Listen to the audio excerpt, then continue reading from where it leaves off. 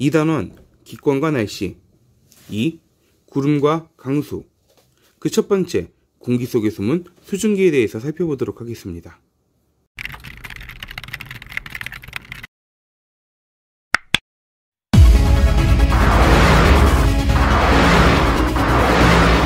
오늘의 학습 목표입니다.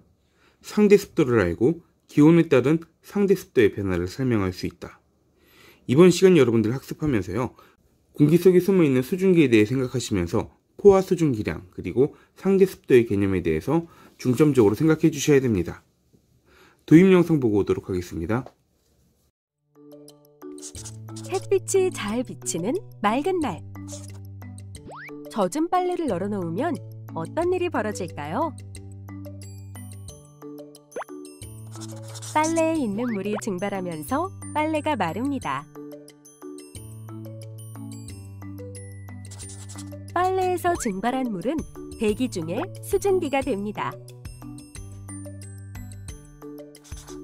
어떤 기온에서 일정한 양의 공기가 최대로 수증기를 포함하였을 때를 포화 상태라고 합니다. 포화 상태인 공기 1kg에 들어있는 수증기량을 그램으로 나타낸 것을 포화 수증기량이라고 합니다.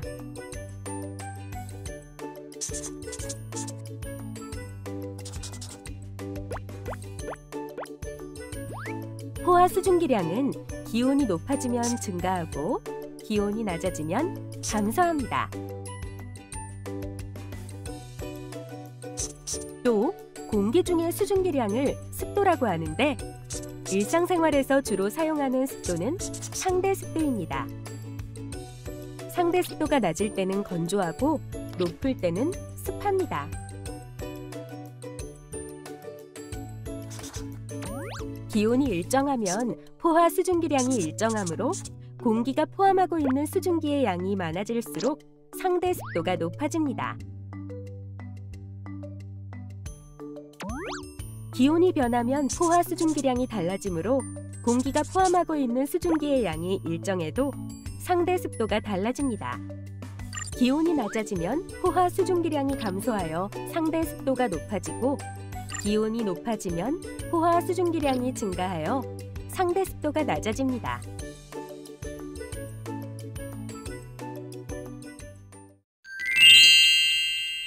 포화 상태 그리고 포화 수증기량이라는 이야기가 자주 등장했죠. 포화 상태라고 하는 것은 어떤 기온에서 일정한 양의 공기가 최대로 수증기를 포함하였을 때 이 공기를 우리는 포화 상태다 라고 이야기하는 것입니다. 그렇다면 포화 수증기량이란 무엇일까요? 포화 수증기량이라는 것은요, 포화 상태인 공기 1kg 속에 들어있는 수증기량을 그람수로 나타내는 것입니다. 즉, 포화 수증기량이란 어떤 공기 1kg 안에 얼마만큼, 최대로 얼마만큼의 수증기량을 담을 수 있는지에 대한 이야기가 되겠죠. 그런데 이 포화 상태 또는 포화 수증기량이라는 것은요, 둘 다 기온에 많은 영향을 받습니다. 온도에 따라서 포화 상태의 조건이 달라질 것이고요, 온도에 따라서 포화 수증기량도 달라지게 되는 것이죠. 각각 온도에 따른 포화 수증기량을 점으로 찍어서 그래프로 나타내 본 결과입니다. 우리는 이것을 포화 수증기량 그래프라고 하는데요. 이 그래프를 보시면 알 수 있듯이 포화 수증기량은 기온이 높아지면 증가하고 기온이 낮아지면 감소합니다. 기온이 높아지게 되면 공기의 입자들이 활발하게 움직이면서 물방울들이 들어갈 수 있는 공간이 늘어나게 되는 것이죠. 반대로 기온이 낮아지면 감소하게 되는 것이고요. 따라서 포화 수증기량은 기온이 높아지면 증가하고 기온이 낮아지면 감소한다라고 말할 수 있는 것입니다. 또 하나의 중요 개념인 상대 습도에 대해서 살펴보겠습니다. 상대 습도라는 것은요, 현재 기온에서 공기의 포화 수증기량에 대해 실제 포함된 수증기량의 비율, 즉 현재 기온의 공기에 최대로 들어갈 수 있는 수증기량에 비해서 지금 얼마만큼의 수증기량이 차 있는지를 살펴보는 기준입니다. 상대 습도를 구하는 방법은요, 현재 기온의 포화 수증기량분의 현재 공기의 실제 수증기량 곱하기 100으로 나타낼 수 있는 것이죠. 그래프와 함께 다시 한번 살펴보도록 하겠습니다. 자, 우리가 14.7g의 수증기량을 가지고 있다라고 생각을 해볼게요. 자, 그런데 만약에 이 공기가 30도의 온도를 가지고 있다. 그럼 14.7g의 수증기량을 가지고 있는 상태인데요. 자, 지금 이 30도에서 살펴보면은 아직 포화되어 있지 않습니다. 이만큼의 공간이 남아있기 때문에 아직 수증기가 더 증발할 수 있죠. 그럼 상대적으로 봤을 때 조금 충분히 습하진 않고 어쨌든 아직 수증기가 증발할 여력이 남아있다 라고 볼 수 있습니다. 하지만 20도씨에 살펴보게 되면은 20도씨에 14.7g을 가지고 있다라고 생각을 했을 때 포화 상태가 되어 있기 때문에 더 이상 수증기량이 들어갈 수가 없는 상태, 즉 꽉 차 있는 상태, 그래서 상대적으로 굉장히 습한 상태다 라고 이야기할 수가 있습니다. 따라서 우리가 상대 습도라는 개념은 전체 포화 수증기량 안에 얼마만큼의 수증기량이 들어가 있는지 이것을 퍼센테이지로 나타낸 결과라고 생각하시면 되는 것이죠. 그러면 상대 습도에 영향을 줄 수 있는 것은 무엇일까요? 포화 수증기량과 실제 수증기량 값이겠죠. 그래서 상대 습도는 포화 수증기량에 영향을 주는 기온과 그리고 실제 포함되어 있는 수증기량에 의해서 영향을 받습니다. 먼저 기온이 일정한 조건에서 수증기량이 달라질 때를 생각해 보겠습니다. 기온이 일정하다는 얘기는 포화 수증기량이 정해져 있다는 얘기죠. 현재 20도씨입니다. 20도씨에서 포화 수증기량은 실제적으로 14.7g이 되겠습니다. 근데 14.7g 중에서 실제 수증기량이 5.5g 밖에 되지 않는다. 자, 그러면은 상대 습도를 계산하면은 14.7분의 5.5 곱하기 100이 되는 것이죠. 두 번째 같은 경우에는요, 8.5g이 들어있습니다. 하지만 포화 수증기량은 동일하죠. 14.7분의 8.5 곱하기 100으로 구할 수 있는 것이죠. 마지막은 13.6g이 들어가 있네요. 그러면은 14.7분의 13.6 곱하기 100으로 상대 습도를 구할 수 있습니다. 자, 그러면은 포화 수증기량이 지금 분모로 되어 있잖아요. 그죠?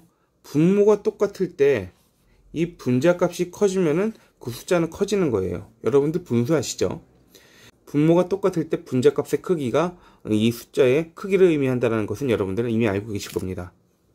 그렇다면은 분모 값은 포화 수증기량으로 일정하기 때문에 그 안에 들어가 있는 수증기량이 늘어나면 늘어날수록 상대 습도는 커지게 되는 것이죠. 이번에는 수증기량이 일정할 때 포화 수증기량의 변화가 어떠한 영향을 주는지 살펴보도록 하겠습니다. 첫 번째 보면은 10도씨에서 7g의 수증기량이 들어있다고 얘기하네요. 10도씨의 포화 수증기량은 7.6g이었습니다. 7.6분의 7 곱하기 100으로 상대 습도를 구할 수 있는 것이고요.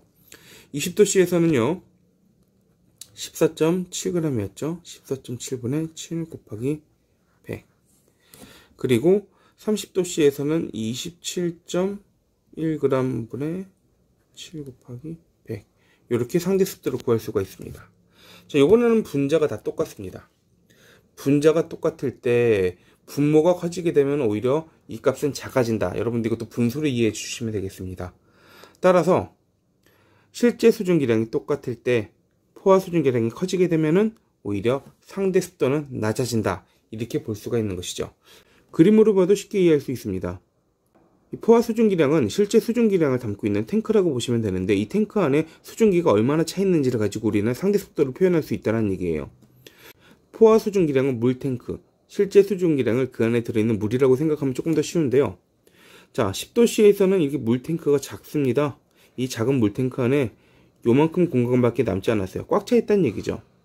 자, 20도씨에서는 물탱크가 커졌습니다. 그런데 들어있는 물의 양은 일정하죠. 그러면 상대적으로 채워져 있는 퍼센트는 낮아지게 되는 거고요. 마지막 30도씨에서는 물탱크가 최대 크기입니다. 물탱크가 이만큼 크니까 그 안에 들어있는 물의 양이 똑같을 때 상대적으로 빈 공간이 많아지게 되는 것이죠. 이런 식으로 우리는 상대 습도가 기온과 어떤 영향을 주고받는지 살펴볼 수가 있었습니다. 정리하면요, 기온이 일정할 때는 포화 수증기량은 일정하기 때문에 공기가 포함하고 있는 수증기량이 많아질수록 상대 습도는 높아진다 라고 이야기할 수 있는 것이고요. 공기가 포함하고 있는 수증기량이 일정할 때 기온이 높아지면 포화 수증기량이 증가하여서 상대 습도도 낮아지게 된다 라고 표현할 수 있습니다. 반대로 기온이 낮아지게 되면 포화 수증기량이 감소하여 상대 습도가 높아진다, 이렇게 설명할 수 있는 것이고요. 간략하게 정리하면 상대 습도는요, 기온이 일정할 때 수증기량과 비례관계에 있다 라고 설명할 수 있는 것이고요. 상대 습도는 수증기량이 일정할 때 기온과 반비례한다 라고 설명할 수 있는 것입니다.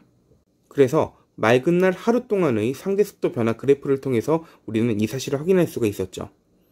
기온이 낮아질 때는 상대 습도가 높아지고 기온이 높아지면 상대 습도가 낮아지는 이런 결과가 나타나는 것이었습니다. 오늘의 결론입니다. 포화 수증기량은 포화 상태인 공기 1kg에 들어있는 수증기량을 g으로 나타낸 것입니다. 이 포화 수증기량은 기온이 높아지면 증가하고요, 기온이 낮아지면 감소하게 되는 것이죠. 상대 습도는 현재 기온의 포화 수증기량 안에 실제 얼마만큼의 수증기량이 포함되어 있는지를 나타내는 수치였습니다. 그래서 구하는 방법은 현재 기온의 포화 수증기량분의 현재 공기의 실제 수증기량 곱하기 100으로 나타낼 수 있는 것이고요. 이 상대 습도는 기온이 일정할 때 포화 수증기량이 일정하기 때문에 공기가 포함하고 있는 수증기량이 높아질수록 상대 습도가 상승하는 것을 알 수 있습니다. 그리고 공기가 포함하고 있는 수증기량이 일정하면은 기온이 높아질 때 상대 습도가 낮아지게 되고 기온이 낮아지면 상대 습도가 높아지게 되는 이런 결과가 나타나는 것이죠. 자, 이렇게 우리는 과학 B에서도 시험 범위를 모두 마치게 되었네요.